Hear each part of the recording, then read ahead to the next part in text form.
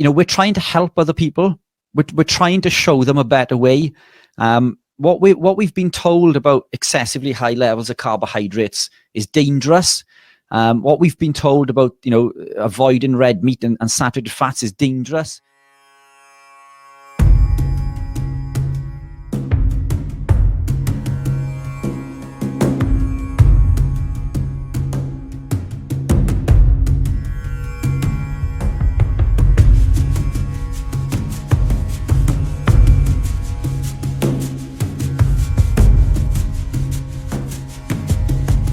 For taking that time. I really appreciate it. Now, I know you're known as Keto Pro. You started the business, but you're into carnivore diet. I think you're probably one of the best nutritionists that I know of out there, probably around the world at the moment. Tell me about your story. Like, how did you actually come to the carnivore diet? Yeah, fantastic. Look, I appreciate that. Massively appreciate it. Our community is full of hidden gems, I think, in regards to, some of the nutrition experts, Professor Bart Kay, Dr. Abs, Stephen Thomas. Some of these people are absolutely incredible. And it's, yeah, I mean, for you to put me up there with them, massively appreciate it. I hugely appreciate that. It's been a long time in the making. I was never into nutrition growing up. I loved my food, but I was never into nutrition. I always wanted and aimed to be fit and healthy. But despite, my best endeavors, just after school, I became clinically obese. I was in, what we refer to as an insulin-resistant state. Don't let Bart Kay hear me say that because he'll shout at me. But as far as the terminology goes for definitions as we know it, I was in that range. I was clinically obese. I suffered with daily debilitating migraines that would make me blind, for which I was on 3 different medications for depression, anxiety, arthritic pains. I'd struggle to walk a flight of stairs without stopping or being severely out of breath. And this was in my mid to late 20s. Yes, I could walk a flight of stairs. So, people have seen me walk flights of stairs before. It's not like I could walk, but I'd be out of breath, by the time I got to the top, which for a young guy in their mid to late 20s, it just didn't seem right. My doctor just said it's a fact of life. It's, here's your medication sort of thing, on your merry way. But it just didn't seem to, I didn't understand why some people were a lot fitter and healthier than others. And I actively tried to eat what I believed to be healthy. I consumed lots of foods. I loved my food, so I did consume takeaways. I did consume junk food and fast food, as we all do.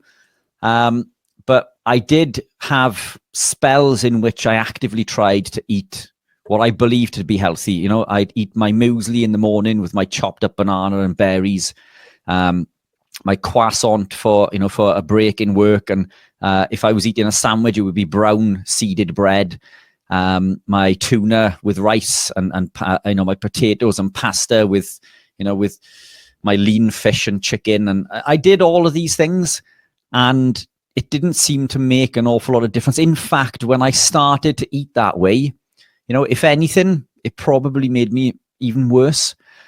To be in that position and to suffer with anxiety to the degree that I did, because my anxiety was debilitating.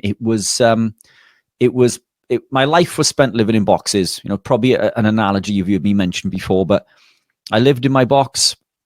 The only time I would leave my box was to jump into my metal box, and I would drive my metal box to my place of work, which was another big box. And I'd work in my office, my small box inside this bigger box. My life was quite literally spent living in boxes. I didn't leave my boxes in fear of the outside world. I never felt worthy of the company of others. I never felt good enough to be around other people. And, I would not speak to people or neighbors in the street because I never felt worthy to speak to them. So my life was in a dark place, but this was life for me. This was just a fact of life. But after speaking to the doctor, and the answer was medication, it just didn't seem to compute. So I knew that bread bloated me. So I removed bread from my diet. And very, very quickly, the bloat in my belly went away. And beyond that, I lost an awful lot of weight very, very quickly, just from restricting bread. And I didn't understand why. I wasn't trained in nutrition at the time. So I continued on my journey. And then I began looking at other compounds that contained bread, like chicken nuggets, because a chicken nugget isn't a food. It's the chicken's fantastic, but, breadcrumbs, but everything is coated in breadcrumbs. So I actively started to remove these things, and then I gravitated deeper down my journey. Then I actively started to reduce other things that contained carbohydrate. I didn't understand what a carbohydrate was really back then.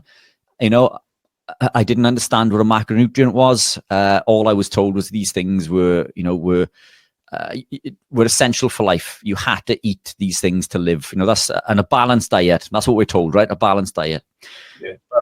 I removed these things, kept on reducing, and by default, I didn't know what I was doing at the time, but I was living as a dirty keto lifestyle. So I was going low carb, but keeping my carbs low, but it didn't matter where they came from. So they weren't clean carbs, shall we say. But I felt incredible. I lost an awful lot of weight. I began to learn more about nutrition along my way. Over the course of the year, I'd lost 107 pounds. I was no longer in this, diabetic range. My migraines had gone away. Depression, anxiety was still there, but it was way, way better. I was leaving the house. I was speaking to people. I was doing things that I'd never done before. All of these things went away. My migraines, depression, anxiety, arthritic pain, skin conditions. I used to be covered in acne and with severe dry skin, aches and pains, teeth problems, gum issues.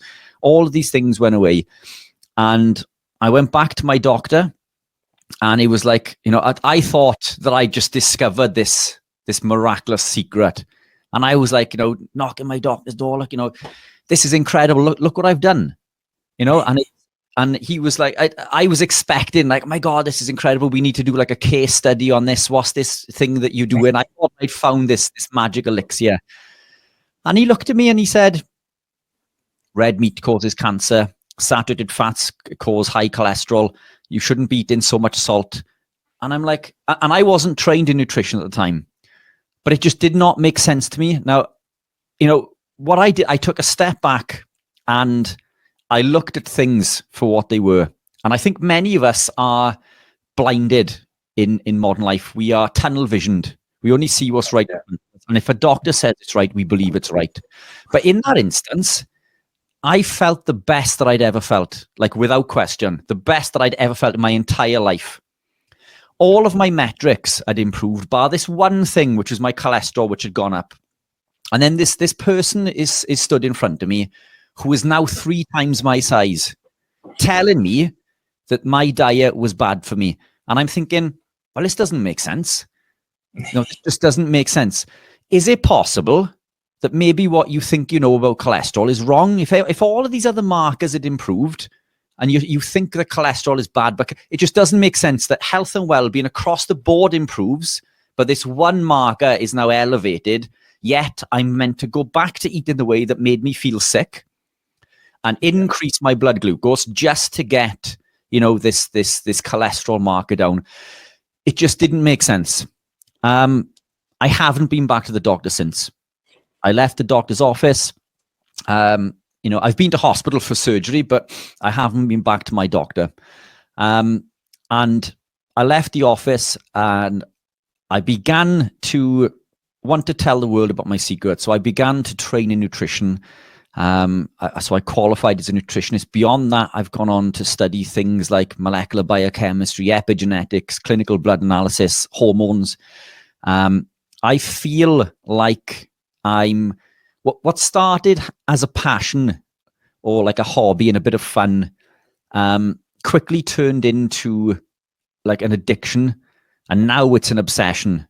Like this is my life. This isn't something that I turn up to the office for and I do for a few hours or a couple of days a week. Like I'm in this like 100%. I am, keto, carnivore to the core, wherever you want to go. There's different terminologies, and we can get into this as we go, and why I've gravitated towards carnivore. But this was like the magic elixir, and I want to tell the world about my secret, if you like, and my journey, because there's nothing special about me. There's nothing special about me or what I've done.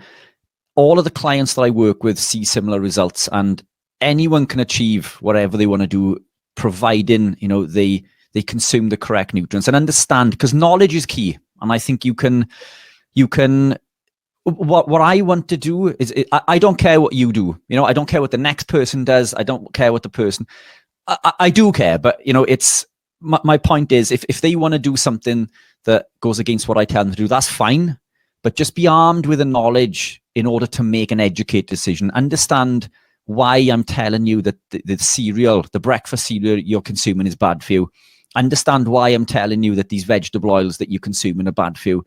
Understand why, the too much fruit, for example, is bad for you, and why certain vegetables, well, in fact, all vegetables, but, look, we'll get into this, but it's, just be armed with the knowledge so you can make an educated decision, and providing you're happy, with the potential consequences, then that's fine.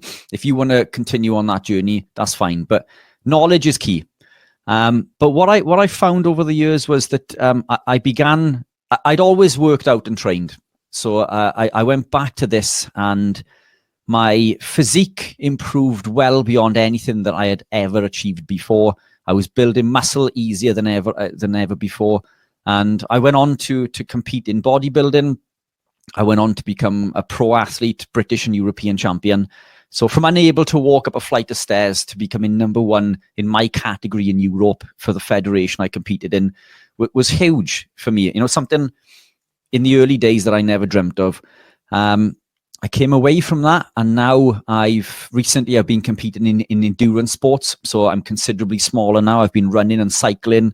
So I did that for the last year or two, and now I'm slowly gravitating into something more like high rocks potentially. But all of these things, I'm not genetically gifted. If you were to see my father, in fact, I'll send you some pictures you can post.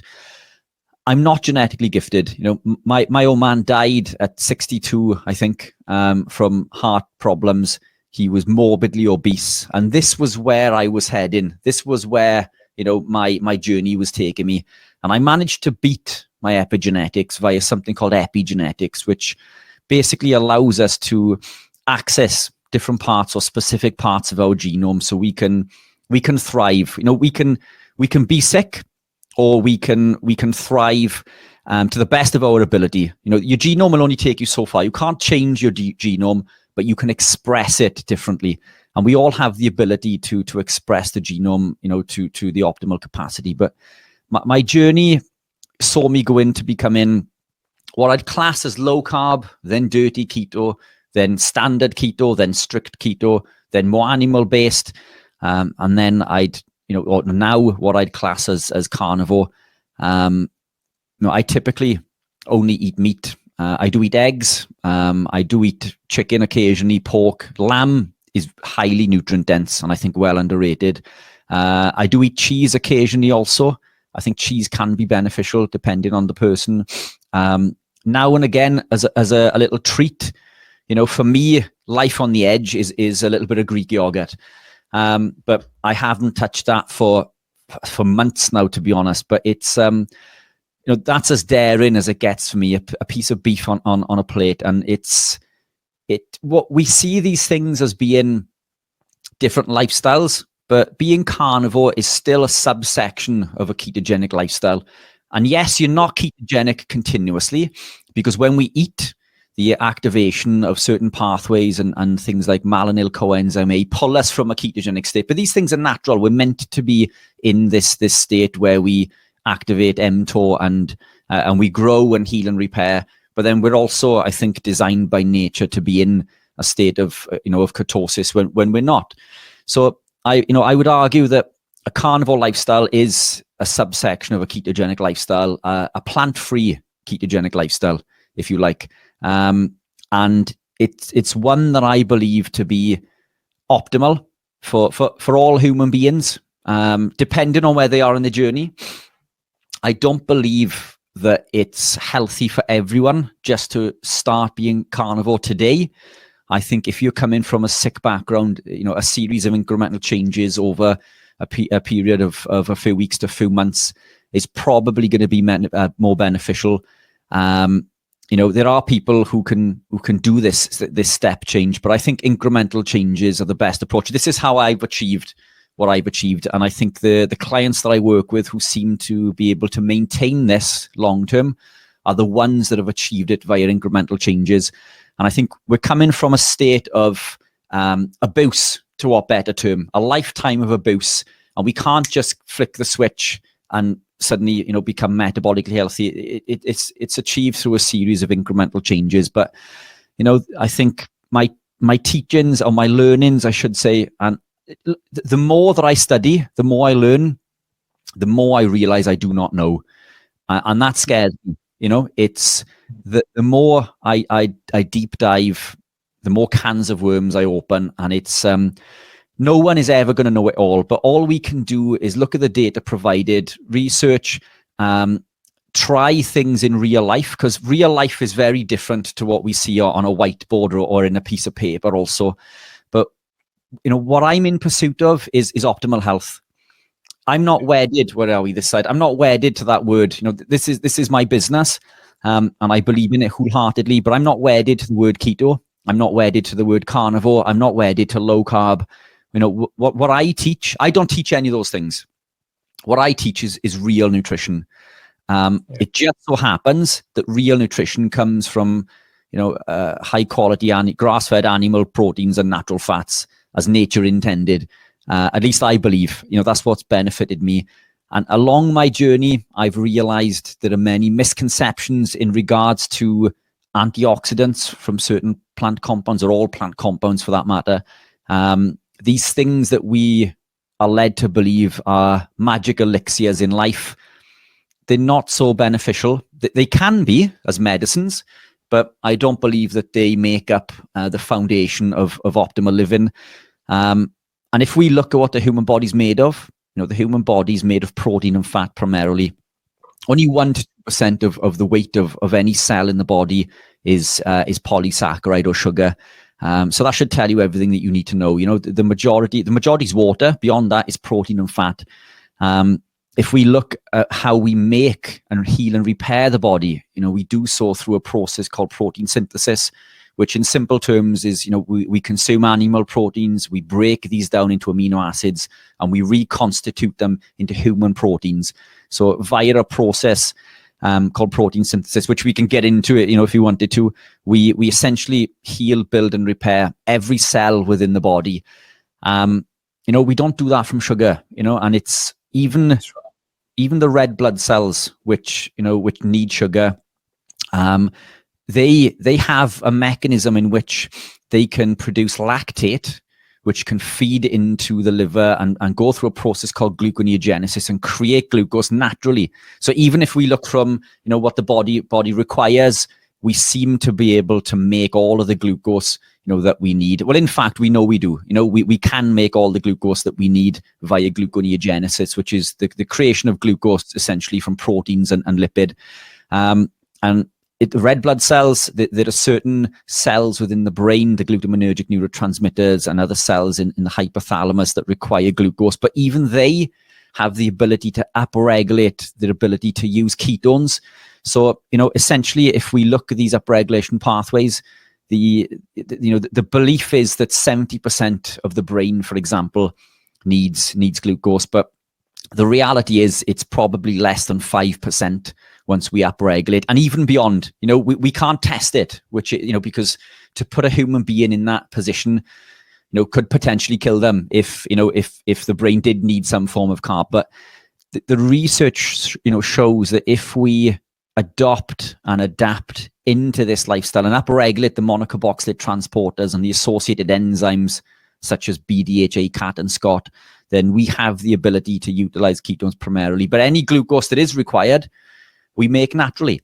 So, it in a nutshell, it's that's my journey. But yeah. An obsession.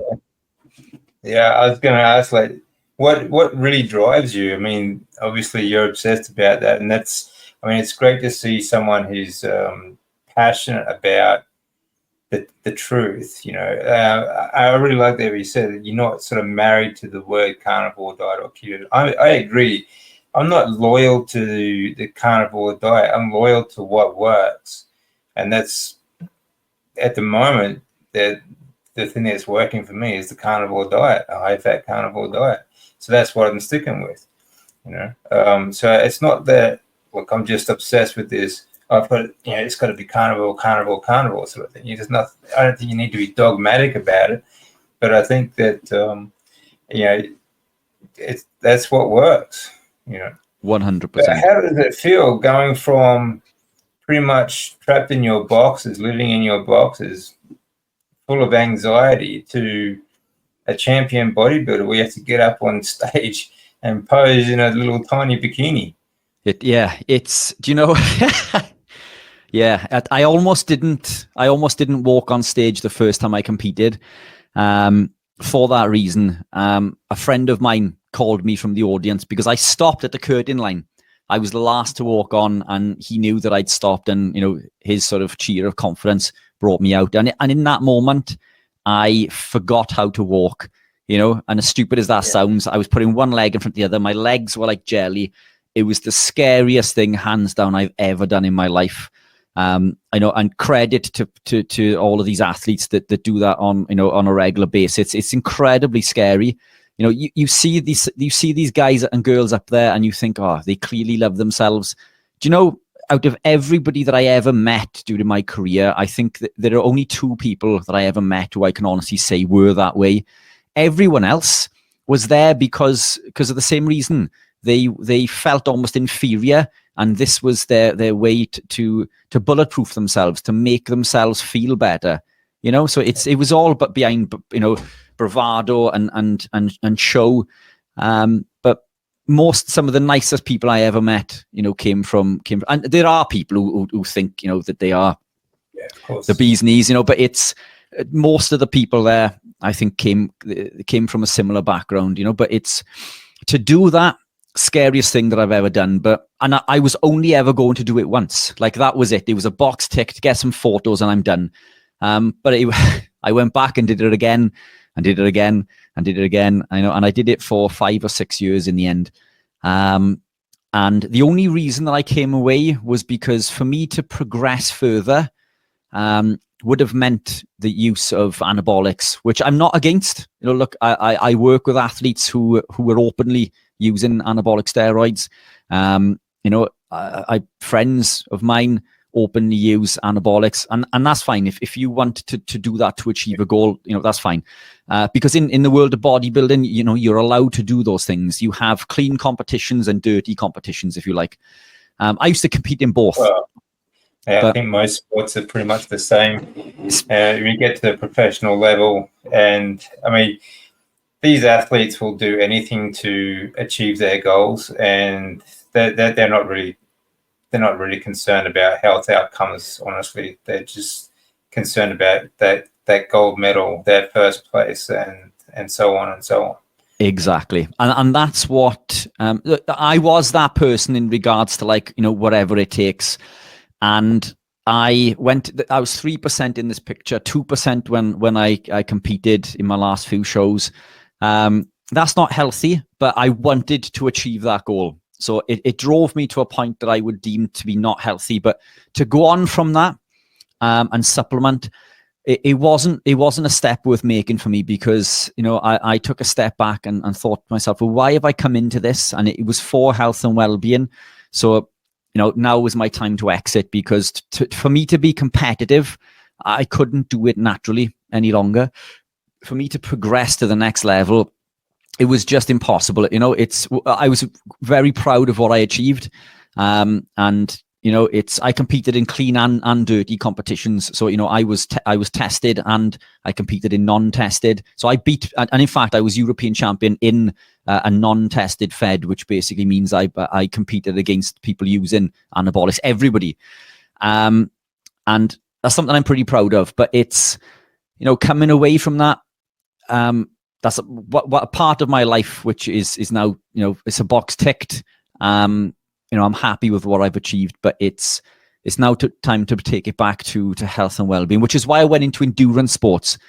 And that has taught me that endurance sports are not healthy either. It's it seems to be any extremity with any sport isn't healthy. Absolutely. From an evolutionary perspective, I don't think we wouldn't have been huge bodybuilding types, because we wouldn't have had the endurance to hunt and catch our prey. And then I think the opposite is also true. We wouldn't have been incredibly lean and light and able to run 26 miles sub 6 minute miling, because we wouldn't have had the requirement, and then we wouldn't have had the strength to carry our prey back. So I think these are things, extremities outside the box, which I think are incredible things to achieve. And if you want to achieve them, you need to step outside that box. And whether that means changing the diet from a strict ancestral appropriate diet, and by that what I mean is potentially having to supplement with things like electrolytes and exogenous ketones, for example, and MCTs, which I don't look as supplements, by the way, and we can get into this, but it's and that's one of the things that people will say to me as well. If living carnivore is the perfect lifestyle, why do you take electrolytes and things? Well, my life is spent living outside of this box. So I'm looking to achieve things which are technically not ancestrally appropriate, but I'm trying to do this within the remit of being fit and healthy. So that's why I'm gravitating towards high rocks, because I believe that is short and sharp. If you're at a pro level, you can complete that in just over an hour. So I mean, and that's competition. So the training you can do in 40 minutes to an hour at lower intensity and not cause damage, to the same extent that running for 3 hours and cycling for 6 and things is going to do long term. Because I do believe that prolonged stress. I don't believe we're really built to do. I mean, I used to do marathons, triathlons, and stuff myself when I was in my 20s and early 30s. I was doing weightlifting at the same time and stuff like that as well. But running was a big part of it. I really don't think that we are built to do endurance stuff. I mean, sprinting, walking, long distance, perhaps, but it does take a toll. And I mean, even especially that generally speaking, we're talking about the diets of most athletes, especially endurance athletes. You've got to have your carbs. You've got to carb up. You've got to carbo load and all this sort of garbage. And looking back, I just can't believe that. I can't believe the stuff that I used to eat. Honestly, insane. It's scary. It's scary. Look, and it's.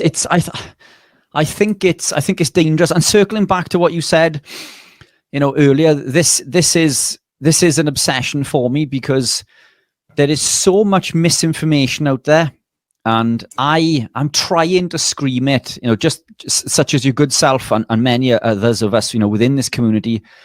We're trying to help other people. We're trying to show them a better way. What we've been told about excessively high levels of carbohydrates is dangerous. What we've been told about, avoiding red meat and saturated fats is dangerous. And even at a basic level, someone who is trying to be fit and healthy, and someone who is cycling and running, and then what we get is all of these sugar companies who are telling them to consume 120 to 180 grams of carbs per hour, is very dangerous. Where the thing is that they think that they're going to burn it off, but it doesn't work that way. There is still damage is still being caused. Glycation is still being caused. Activation of the pathways, NFKB and the NOx pathway. These are dangerous pathways which cause detrimental impacts to the body, and this is what glucose does. So there is another way. You can achieve all of these incredible things without the glucose. And this is why. I did the bodybuilding to show that you don't need carbs to bodybuild, and this is why I did the running and cycling to show that, look, you don't need them. You can achieve the same thing, if not better, but certainly at the same level, with either considerably less carb or zero carb at all. So at least we're causing far less damage on our health journey, because that's what it is, by the way. It's a health journey. So why would you put your your health at risk for, you know, a PB on a park run, and carb load. You see people carb loading for a park run, a 5K park run, and you think, what are you doing? You know, it's a 20-minute run, you know, or whatever your time is. But the world is messed up, and it's all for this, you know. Right. It's all to sell you a sugary energy gel or a sugary Look how many sporting events are sponsored by things like Red Bull, you know, sports drinks. They're in itself, like the name, they call it sports drinks. These aren't sports drinks. I mean, my God, sports drink is water, you know. Yeah. But you know, think about the chemicals that they're drinking, like before, during, and after these events, for a 20-minute run, like you said. For a 20-minute run. And it's, you know, it's what you don't see that's going on behind the scenes. And if you look at the average runner at your local park run, you know, there's some really good runners at these park runs. Bar the elite few at the front who are running like a 15 and 16 minute, you know, 5K. Beyond that, even good runners, they have a little belly. You know, they've got a little tire there and a little belly. You know, and that's it. That's insulin resistance. And don't shoot me, Bart K, if you're listening. You know, that's what this morning. Yeah, real good guy, Barker, and he's right. Insulin resistance does not exist, by the way. But I'm using these as terminologies that people will understand. You know, but it's consumption of too much sugar. You know. And that's why you have the belly. You can't out-train a bad diet, and the requirement for it for exogenous sugar or glucose, carbohydrate, whatever you want to call it, is zero. We don't need to consume, you know, these. And you see these guys who will carb load with a pizza, and you think a pizza, that's probably the worst food on the planet. It's not even a food. Let's not call it a food. It's probably the worst thing that you can eat on the planet, because it's high in vegetable oils, oxidized omega-6. It's high in lectins, and it's high in carb or sugar. So it's a perfect, and fat. So I mean, obviously the omega-6. So it's we've got the perfect storm. So, you know, we're affecting the Randall cycle, which Barkey's made famous, which basically tells us that, you know, we can't utilize both substrates at the same time. We're going to cause damage with one. You know, we're consuming, you shouldn't consume fats and sugar at the same time. So we're consuming them. We're consuming a bad fat. We're consuming an oxidized omega-6, which causes detrimental impacts to the body and can cause oxidative damage for up to 5 years. We're consuming these grains, which cause intestinal permeability. The grains contain a compound called wheat germ agglutinin, which causes intestinal permeability or leaky gut, which leads to autoimmune disease. The high level of carbohydrates, which is causing this glycation. We've got the phytic acid as well as the lectins again, which are causing the blockage of essential cofactors and nutrients, things like zinc, iron, magnesium, which are blocked by as much as 100% with the co-ingestion, you know, of zinc with other nutrients. So it's like, you know, and zinc's essential. We need zinc to create testosterone, and we block that by another compound that is found within this pizza, which is going to fuel you on your 5K park run, not to mention the additional weight that you're going to carry. You know, because for every 1 gram of carb that you store as glycogen, which isn't a definitive factor in athletic performance, by the way, it's nothing to do with muscle glycogen, it's blood glucose.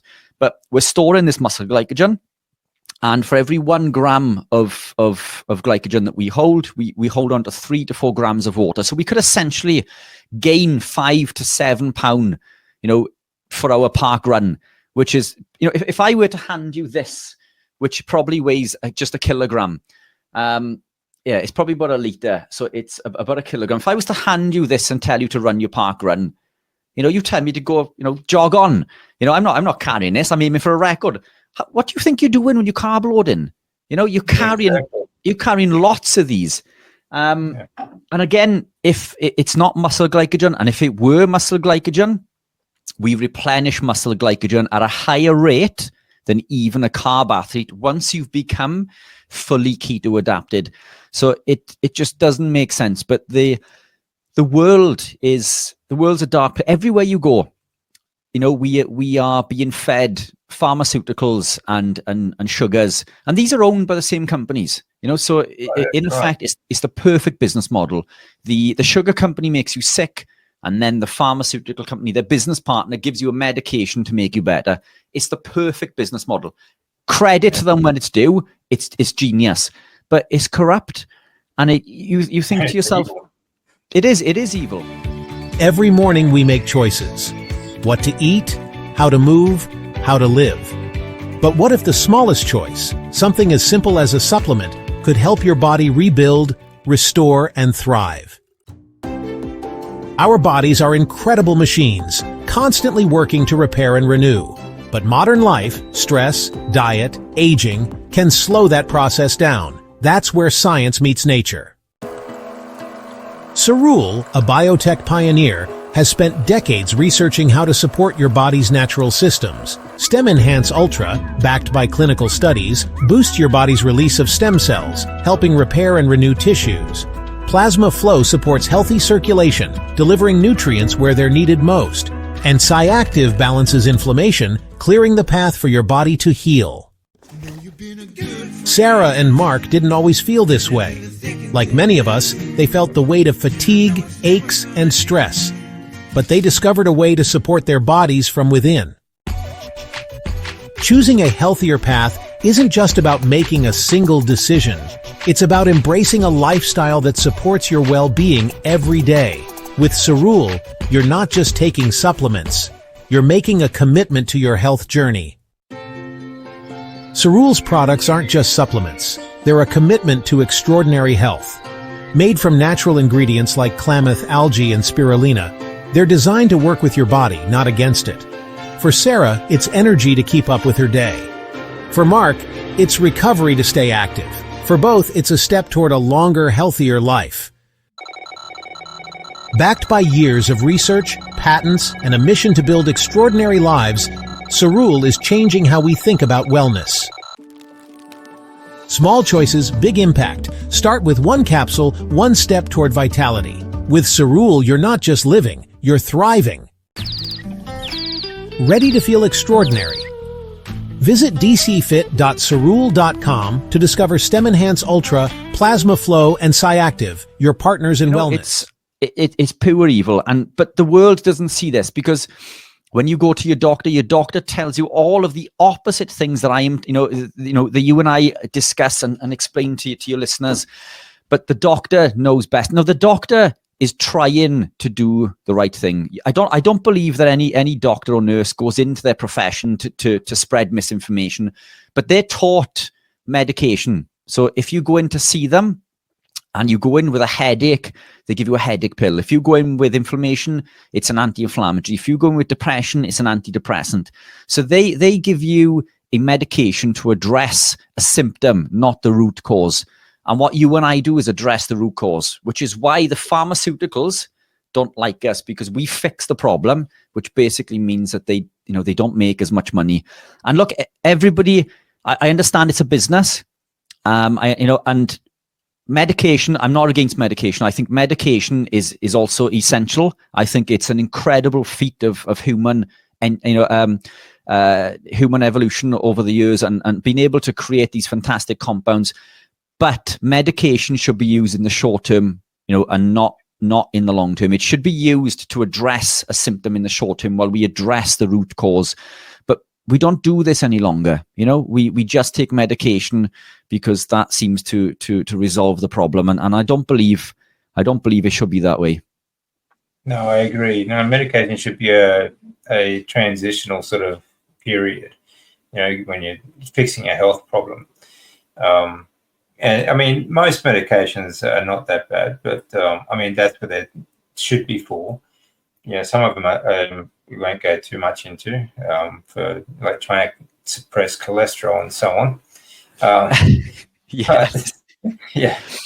I mean, it's just some crazy stuff. I mean, doctors, like you were saying before, we are conditioned to believe that anyone who wears a white coat or has a doctorate knows exactly what they're doing, and they know everything basically when it comes to health. and they tend to believe it themselves. I know a lot of them are not trying to sort of deliberately put out misinformation or anything like that, but they completely believe in their education, and basically all they're trained to do is to match a medication to a symptom, and they're basically just pharmaceutical sales reps, 100%. Yeah. So, and the problem is they don't, generally speaking, they don't tend to follow up on education afterwards either. Like it's always the same, or they follow the same sort of line of education, like it all comes from the same source. They don't deviate. Yeah. As that can be a problem, I think. And I think that's probably one of the biggest problems with the medical industry at the moment, is that people just don't deviate from their sort of their path of education. Yeah, 100%. Look, there are exceptions. I mean, we know many within our community. Professors and doctors, Professor Bart Kay, Professor Thomas Seyfried, Dr. Anthony Chaffee, Dr. Sean Baker, Dr. David Unwin. And Barry. I mean, there's a number of them. I mean, there really is a number of them that are quite popular on YouTube and other places as well. But generally speaking, you're looking at a very small percentage, really. Very small, yeah. And again, as you say, it's this incentive for, or desire for, further education. As you say, once they've got their doctorate, once they're qualified, they probably, and in fairness to them, they've had many years of study. Maybe they just don't want to do anymore, but it's not the answer. Medication has its place for certain, but I do believe that the first protocol should be well, what are you eating? But unfortunately, even if the doctors were to give nutritional advice, they're not trained in nutrition. They've got 4 hours at best of and that's not enough, and it's basic stuff, and it's wrong. So it's optional. Like I was speaking to a doctor here in Australia, a very famous doctor, Australian of the Year in 2020. Brilliant guy. He actually has been talking about low carb and is now trying to work on the Australian dietary guidelines, having them changed. But he himself and his son is going through medical school at the moment, and nutrition is optional. It's a 3-hour course, one morning in one semester, and it's completely optional. So when it comes to talking about nutrition, the doctor is the last person you want to talk to. 100%. Yeah. It's, look, I've since walking out of that doctor's office, I've been back once for an operation. And that's where I think they come into a league of their own, surgeons, and I think the advancement of technology and the things we can do, I think, is incredible. But we seem to have taken a step back when it comes to medicines, medication, and it just baffles. And you mentioned, and I won't mention any names. I don't want to get your channel into trouble like I have with mine several times. But it's scary. I mean, many of us within the community, I think, should be a lot bigger. But unfortunately, we've said things that go against the community guidelines. The community, by the way, the sponsors, not the people. But it's, I won't mention anything in particular, but as you say, there's one that prevents us from blocking or blocks the HMG-CoA pathway, which essentially prevents us from making cholesterol. And there's another one on the market for diabetes treatment. Again, I won't mention the name, but it's the most ridiculous thing that is in existence, because it appears to lower blood glucose, which it does, but all it does, it forces glucose into the cell when the cell doesn't want it. So it upregulates AMPK, which translocates the GLUT4 transporter to the surface, which basically forces the acception of glucose into the cell. But the reason that the GLUT4 transporter has fallen back into the cell is because the cell is toxic and it doesn't want it. It's a safety mechanism. The cell is saying, I don't want any more sugar. Don't put any more sugar inside me. And then we're forcing it. We're force feeding that sugar in. So this makes it look like the blood glucose is coming down. all we're doing is moving that glucose from the blood into the cell, which is probably more dangerous, because if that cell starts to leak, then that becomes incredibly toxic to the body. And I think it's dangerous. So it's almost, it's a bluff. Right? Yeah. It's, you know, it's dangerous, but it's, yeah. So we are looking to force glucose into the cell so we can continue to consume glucose or sugar, carbs, all the same thing. So why don't we just stop eating the sugar? Yeah, you know, exactly. it just makes perfect sense. Well, you don't have an insulin problem. You've got a sugar problem. You've got a glucose problem. So why don't we just reduce the sugar that you're consuming, and then all of these things will go away? It's so simple. But you explain that to a doctor, and it's like, it just doesn't compute. And these are intelligent people, but something just isn't connecting. And this is the difference. I don't know if it goes so far as to say they're intelligent. I mean, yeah, some of them are, but they're the people that can memorize a lot. You know, that's basically it. Yeah, but you're right. I mean, no common sense. It's such yeah, that's right. It's such a simple answer, really, and it's not.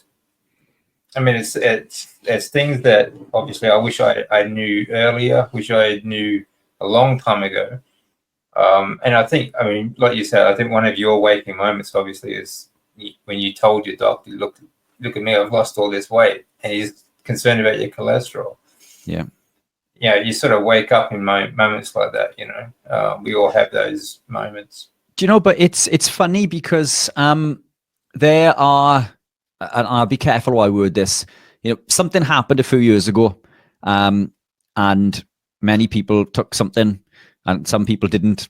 And the amount of people who didn't take that something seemed to be people who had already had their eyes opened to the nutrition world. It's almost as if once you see it, you can't unsee it, and then you question everything. Whereas a lot of other people, and I think as this includes the medical community, they can't see any of this. It's just what's right in front of them. If this person says it, it must be true. Instead of questioning and saying, well, is that right? Or, you know, we've lost our right to question things. And if we question it, then, oh, you know, you're a bad person, and, you know, the whole world will come on against you. And people are being jailed for giving their opinion, for questioning things. It's a crazy situation at the moment. It's around the world.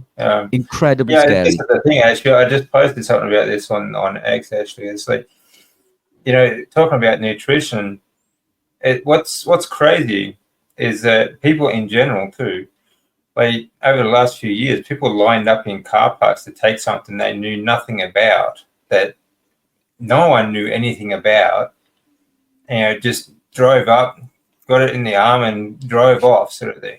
But you tell them to eat a steak for better health and they all lose their shit. Yeah, I know. Yeah, it is. What are your sources? Yeah. Yeah. Yeah. What are your sources? Show me the paper. That's what they say. Yeah. And it's something that is completely natural, something that we're designed to thrive on from, you know, a molecular level, from the level of the DNA, something that has been part of our survival, our entire existence. And then they question it. And it was the same thing when you know, I used to, now that I eat steak and lamb, as you say, people lose their shit. It's, oh my God, you can't eat that. What about your cholesterol? What about cancer? What about this and what about that? Nobody questioned anything when I was stuffing my face with Burger King and Pop-Tarts. You know, that would be my diet, and nobody said a thing. When I was going through a period of where I was consuming shit constantly, nobody batted an eye. And now I'm eating highly nutrient-dense animal proteins that contains everything that you need, not just to survive, but thrive. Now, you know, I'm doing harm, and apparently I'm doing harm to others. I get hate messages. I get abusive messages about how I'm a bad father because I feed my daughter, you know, animal proteins. And I did a post recently about what I do with my daughter. I take her shopping. So my shopping is done in my butcher. I buy all of my food from the butcher, and that's all I eat. So that's it. I go to the butcher and I eat my food. I would love my girl to be carnivore, my little girl, 10-year-old girl, but look, I think it's important for her to make her own decisions. And I'm not the only person in her life that has a say in what she eats. So lots of things are out of my control. So I educate her. She knows what I do. She knows about nutrition. And she knows the difference between real food and crap. But what I do, the middle ground is I take her shopping, and what I say to her is that, we'll go and buy some animal proteins, basically the rule is single ingredient foods, so real food. So that includes meats, eggs, fish, cheese, fruits and vegetables. So, I know within the carnivore community, but again, coming back to baby steps, and again, it's giving someone the freedom to make their own decisions. So what I do is she can have whatever she wants as long as it's a single ingredient food, but we must buy animal proteins, and that must make up, a big portion of her plate physically. So she can have whatever she wants. Somebody slated me on social recently for being a bad father and for giving my daughter a food complex, and an eating disorder. And you think, even from a doctor's perspective, if you put onto the plate what we've just bought, and I'm talking like broccoli, kale, and some fruit and meat, and I know you and I wouldn't eat, the vegetables. And I'm not against anyone that eats vegetables, by the way. Again, we're all on our own journey. But to anybody, that would be a healthy plate. But to this person, I'm giving my daughter an eating disorder, Crazy, but those same people that said that would probably feed their child, McDonald's. Yeah. Yeah. Or a pizza or something. And you see that all the time. That to me is child abuse. You see how many children now are obese. And it's not. It goes beyond obesity, because what people don't understand is these non-foods. I called a pizza a food earlier. It's not a food. These non-foods, they cause severe mental health problems. And look, I'm not exaggerating. Like I know you know the score of this, but for the sake of the listeners, these compounds affect our body's ability to create neurotransmitters. So it's when we look at neurotransmitter production, so I'm talking about glutamate and GABA balance, I'm talking about dopamine, serotonin, epinephrine, norepinephrine, everything across the board. Many of these things are made from tryptophan, tyrosine, and phenylalanine. These are our aromatic amino acids, which we can get from plants, but predominate from animal compounds. But in order for us to process these aromatic amino acids to make our neurotransmitters, we need cofactors, things like zinc, iron, magnesium, B3, B6, B9, B12, and so on and so forth. The plant compounds contain things that are anti-nutrients, things like lectins and fibers, which is an anti-nutrient, by the way, phytic acid, and so on and so forth, which we know can block the absorption of these essential cofactors by as much as 100%, as we mentioned earlier with the zinc. So basically, in effect, we're consuming these aromatic amino acids. We're making these aromatic amino acids, because 95% of the neurotransmitters are made in our gut, by the way. So we're creating this process, but we're blocking this intermediate process with the cofactors. So now our neurotransmitters are not being produced effectively. And now we've got mental health problems. Now we suffer with anxiety and depression, because now this leads to glutamate excitotoxicity. This leads to the inability to create dopamine and serotonin efficiently. So now we chase sugary treats. Now we're after the chocolate, the pizzas, whatever it is, to give us this artificial bump, which further dampens those receptors, by the way, making our requirement higher. Next time, we need more next time. We need more and more often, constantly damping our ability to process these neurotransmitters. It affects so many different pathways in the body to create these neurotransmitters naturally, that it leads to even severe psychosis and beyond. It's so this is the reality. This McDonald's that you feed your kids is literally it's messing up. It's frying their brain. It's literally preventing their body from creating essential neurotransmitters. And I think this is a massive contributing factor to things like ADHD. And I work with lots of ADHD patients, clients, and when they gravitate towards carnivore, they see huge improvements, massive improvements.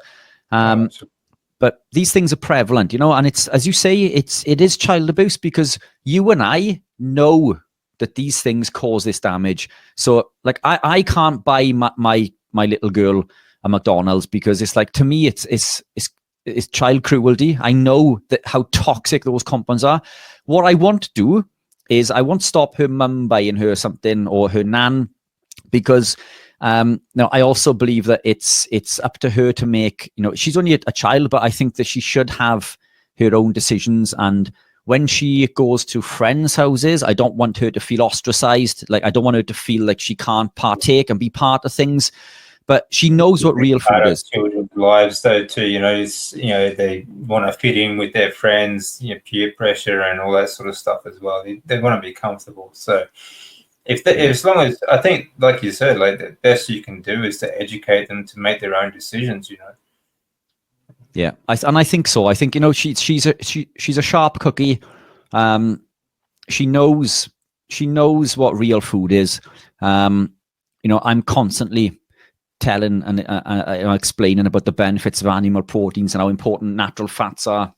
And she came home recently and said, my teacher said that saturated fat from red meat clogs your arteries. And it's like, how do you tell your 10-year-old daughter that the person who's teaching you is incorrect? But I said it. Look, you know, it's unfortunate your teacher's wrong. You know, this is what Daddy does for a living. Daddy teaches people about this. But why is he saying it then, Daddy? And it's like, oh my God, and it's really difficult, because they're getting it from all different angles. But she knows, you know, in school recently, the teacher asked everyone in the class which contained more nutrients, veg or animal proteins. And she was the only one in the class that put her hand up to the animal proteins. Now, I don't know what the teacher said was the correct answer, but I don't care, because I know that my little girl had the right answer, you know, and that made me proud to be able to stick your hand up. The problem is, though, her having the right answer will give her the wrong marks in school. Yeah. You know, and this is something that, I mean, nutrition should be taught in schools, but not by teachers, by people like yourself. You know. Because they have, I mean, obviously they have less education than doctors do. I mean, we already spoke about that. So, yeah, why are they lumping this on the teachers? They should be teaching them maths, English, or history, or something like that instead. You know. But you know, there's a reason why it's everywhere, though. You know, it's propaganda that they want us to swallow. You know. It's, do you know, I feel if I had my own way, if I could afford to, and if I had the time, I would homeschool. Look, I know I don't think any of my little girls' teachers listen to my podcast anyway. But, you know, if they do, apologies for what I'm about to say, because they are real nice people. The teachers are fantastic. But I went there recently, and my little girl came out with a bag of sweets. I was like, what are they? And she said, because I did well, the teacher gave me sweets. And I said, what do you mean? Oh, well, you know, whenever we get right answers and stuff, we get sweets. And it's like, what the is that? What's going on? You know, we're teaching our kids, you know, that they get that basically sweets are good for you. If I'm good, then I get sweets. And it's like, well, that's completely like backwards. And I mentioned it to one of the teachers, and she said, oh, you know, that was my idea. And it's like, oh my God, what are you doing? You know, why can't you give, I don't know, a cinema ticket or something? I don't know. You know, it's it's give a voucher to buddy. Have a barbecue if they're right. You know, like if they get the answers right, hey, let's have a barbecue. You know? Yeah. I mean, for God's sake, it makes it really difficult to be a parent these days. You know, when you're just surrounded by so much, you know, ridiculous information. Honestly. Yeah, it's everywhere. It's everywhere. And look, you know, circling back to the original thing that you mentioned, you know, this is why I do what I do, because the world is a messed up place, to put it lightly. And, you know, I just feel that I feel like I'm not fulfilling my duty if I don't teach people, and to a detriment, because I've lost friends and family over what I teach. I feel the need that if I'm around a friend or a family member or even somebody I know and care for, and I can see that they're sick, then I feel like it's my obligation to say, well, look, it's that you're eating is causing the problem. But people don't like that. People get really offensive. It gets lots of people's backs up. And it's and then they usually don't those closest to you as well. Yeah. So it's I think it's the same problem everyone has. It's the people closest to you are really the hardest to convince, and I mean, myself, I'm the same, I've got people around me that are very sick, and, I'm 10 years in remission now. Stage 4 cancer twice in 2 years. I did 3 years of chemotherapy. I am 10 years remission, and last month I did a series of tests, and I'm now what they call no evidence of disease. But I'm on 0 medications. They gave me 3 months to live back in 2012. Wow. But, I've got people around me that are sick. They're overweight. They've got all kinds of conditions, taking all kinds of medications. But you try and convince them. You try and tell them, look, this is what I eat. This is how you should eat. And it's like, no, you're crazy. I'm like, okay. So you can see the difference, right? You can see what this has done for me, right? But they'll turn around and say, why don't you eat this? Why don't you eat that? And I'm like, well, because I don't want to be sick. I don't want to look like you. Exactly. Yeah. It's a funny story. I went to every Wednesday. Mikey, that athlete that I mentioned earlier, we go to the local butcher, and a few weeks ago, the two of us are in pretty good shape. He's European champion, so he's like 3% body fat. I'm not too shabby. And we're standing there, and this lady came along, and in the nicest possible way, she was very, very big. And she ordered lamb, and I looked at Mikey and I thought, fair play, because lamb, I believe, is the most nutrient dense food on the planet. I love lamb. Yeah. I even think it's more beneficial than beef. Lamb over beef.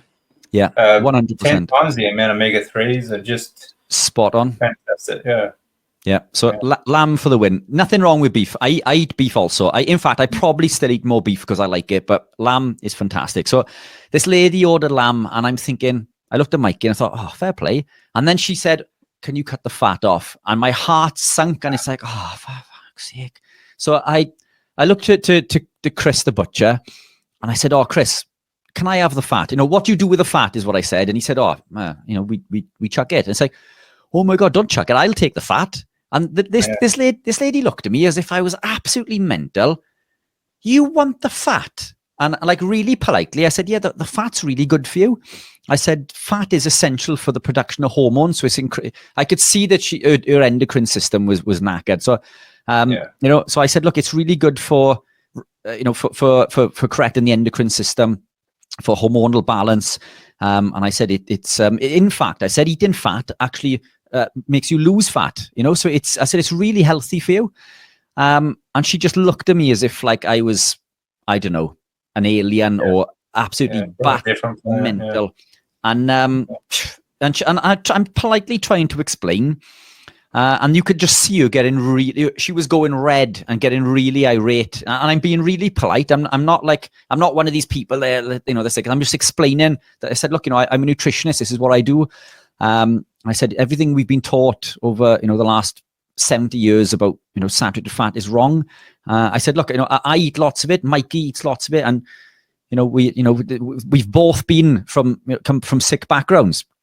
And you can just see that her blood, it's not la, la, la, la, la sort of thing. As if like she just wanted to do this. That's it. And then when she went, I said, nice to talk to you, and I'm always really polite. Despite the tattoos, I'm a nice guy. And she just looked at me and just went like, and walked off. And I'm thinking, like, I'm genuinely trying to help you. You've come to the butcher to buy lamb. Don't cut the fat off. You're almost there. You're nearly there. And but this is what we're up against. And everywhere I go, I mean, it's always kind of like that at first, like that sort of wake up moment. Like, but I mean, you're planting the seed. You know, she might not be like open to it right now. She'll think about that. She'll probably think about that for weeks.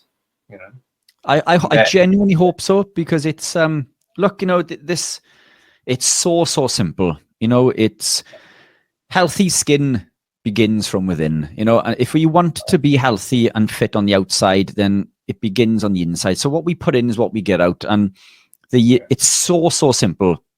Meat, animal proteins. It is as simple as that. Yes, you can have other things, you know, should you wish to do so, but that should make the basis of every diet and lifestyle. And unfortunately, we're told that these things are detrimental, which is, it's a crime. It's a crime. Right. No, it is. It is. I mean, it's a major crime. I'm not sure, how much time do you have? I've got another 5 minutes. If you've got any other questions you wanted to get into. Yeah, I mean, actually, I could go for another hour, actually, at least. But okay, so I mean, like, we're talking about bodybuilding. Everyone loves to have that fit physique, bodybuilding sort of thing going. I just want to say also, even if you are fit and looking lean and that sort of thing, does not mean that you're healthy either. You know, you know, I was very much like that when I was first diagnosed. But simple question: someone trying to bulk on, carnivore diet, want to put on muscle. What's the best routine? Perfect. So look, it's a number of things that we can do with this. Obviously, protein is key. Protein is the key to everything. For build, so I'm going to give you a number of different numbers, a few different figures. We need a minimum of 0.5 grams per pound just to maintain. So 0.5 grams of animal protein per pound of body weight as a ballpark figure. To grow, we need 0.82. But in most cases, that's not enough to be optimal. So on average, as a ballpark figure, and it's super simple, if you aim for 1 gram of animal protein per pound of body weight, then you're on a good footing. I found in bodybuilding that closer to 1.5 was more beneficial. It's more than I needed, but I did find a direct correlation with my ability to build lean, and this was tested on an in-body composition machine also. But it does take time. Muscle building takes an awful long time. You know, these people that you see on YouTube that say they've gained 10K in a month. All right, you may have put 10K of weight on, but you haven't gained 10K of muscle. I mean, it's at top end, we're talking at like 0.8 pounds a month. And that's probably if you're supplemented with anabolics as well, you know. So if you can build half a pound of quality lean mass a month, you're doing very, very well. So it is a long, laborious process. So somewhere between 1 gram to 1.5 gram per pound. In an ideal scenario, this would be split over 3 meals throughout the day, 4 hours apart. And the reason for this is that when we eat a large bolus of protein, we activate mTOR. mTOR is anabolic, and this will signal the body to heal, repair, and grow. But because it's been elicited via leucine, the amino acid leucine, which is done directly to the cell, so it has leucine has the ability to activate the cell directly, not through a series of a cascade of events in the same way that the carbohydrates would, for example. So leucine is direct. So we activate mTOR, which means that it's not as long lived as the activation from carbohydrate, but that's a good thing, because the overactivation and expression of mTOR, it can be detrimental long term. We need a balance. A balance is important. So what happens is mTOR will reset after 3.5 to 4 hours, and then we can bump it again, and then we can do it again. So if we eat 3 times throughout the day, 4 hours apart, and if you look at 4 hours apart, even though it's 12 hours, you're actually not eating for 16.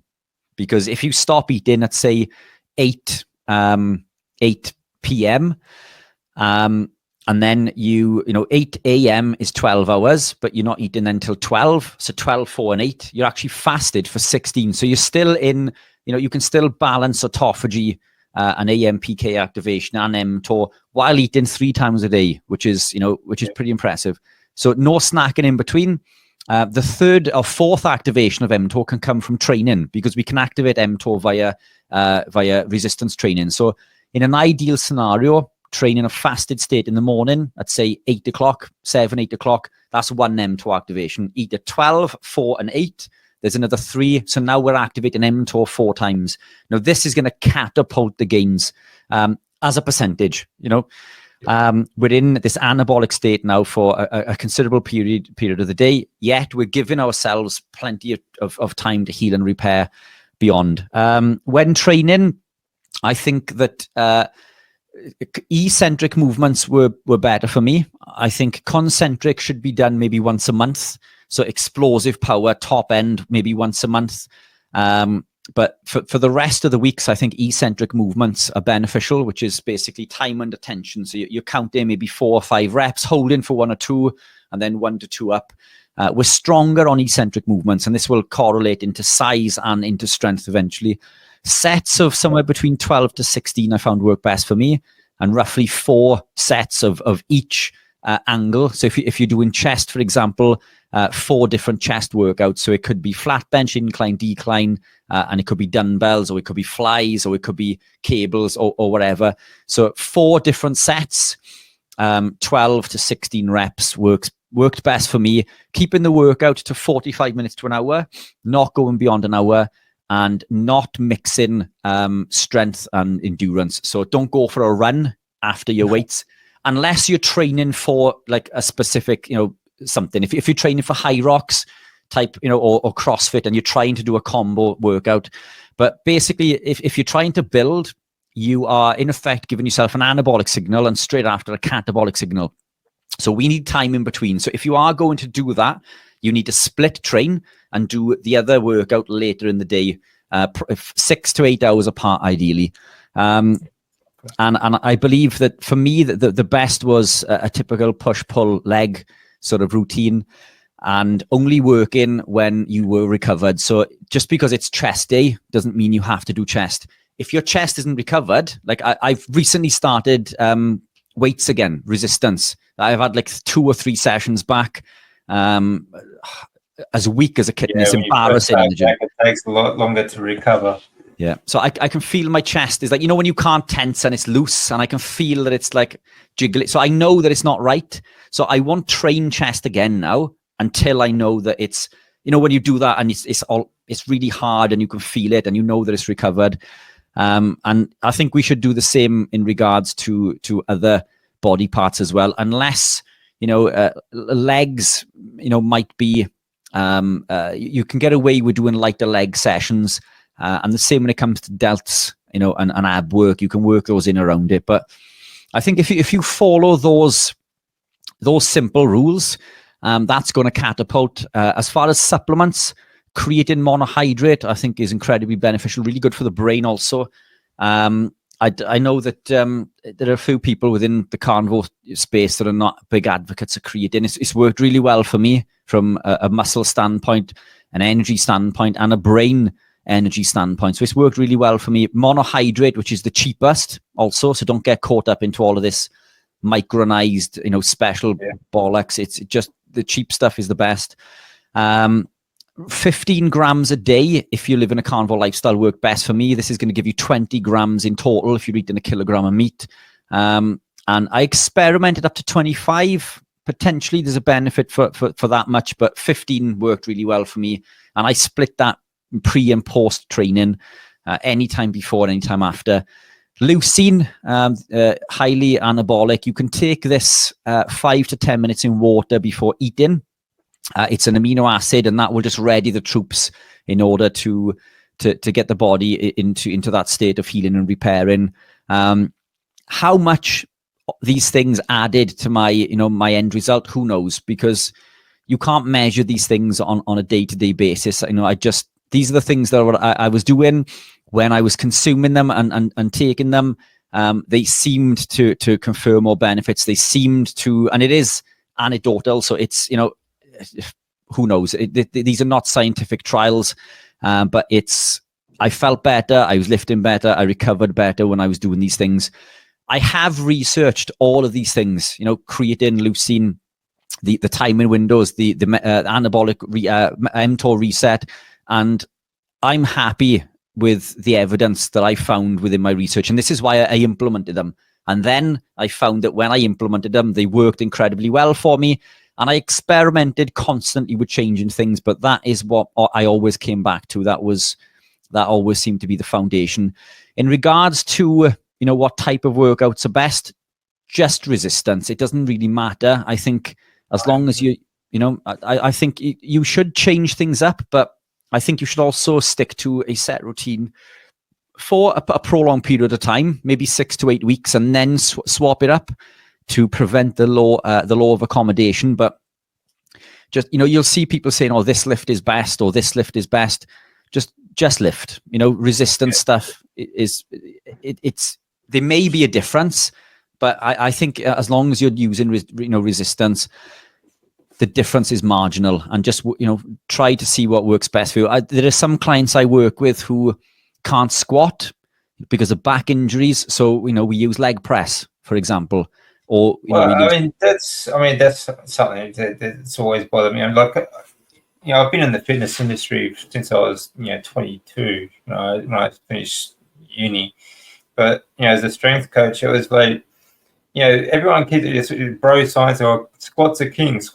You're like, tell that to Dorian Yates. Yeah. You never use squats. Yeah, and who am I thinking of? Ronnie Coleman. Done his back in. So squatting. I was always told that it was the key to everything, but it caused me problems. So I did most of my my other bits on like the leg press using different angles. And when I was squatting, I used the Smith machine with a bench for support. So I'd squat down to the bench, but most of my injuries came from deadlifting and squatting. So I don't think they're essential. I think if you can put them in, brilliant. But there are alternatives, is what I'm saying to everything. So just because you can't do a certain lift, there is something that you can do. Yeah, that's something I always like. It's variety. I think is really good. Having like you said, there's always an alternative to some form of exercise that you can mimic. And I think that having those, or having a good set of variety in your arsenal is always good to have. Even if you do like these exercises, sometime or another you might have an injury where you might have to work around it. Exactly. Exactly. Very good. Well, we'll have to leave it there. But Richard, thank you very much for taking the time to talk with me.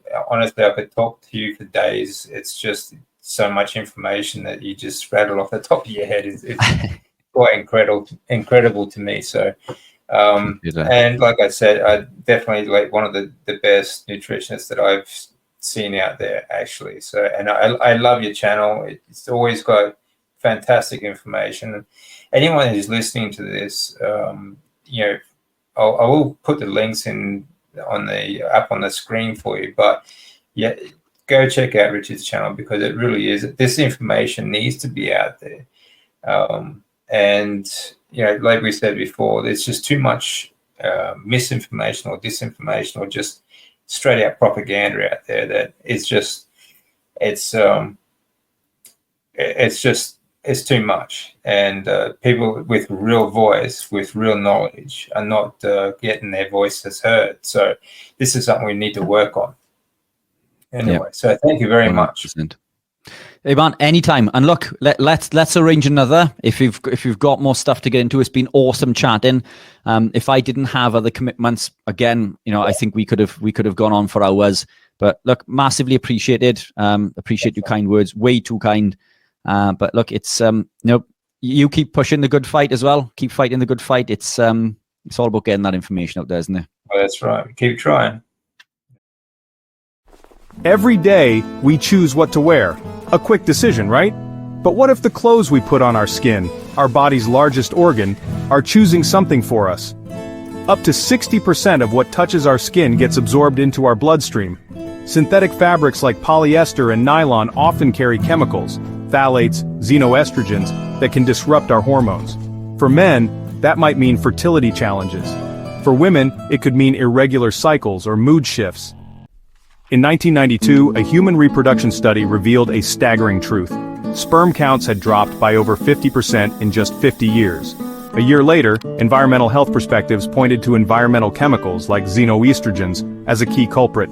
These chemicals, found in many synthetic fabrics, don't just affect men, they can throw off hormonal balance for everyone. Most of us don't know this when we wear synthetics to the gym or in everyday life. We pick clothes for style or convenience or sport, but what if we could choose clothes that protect our health?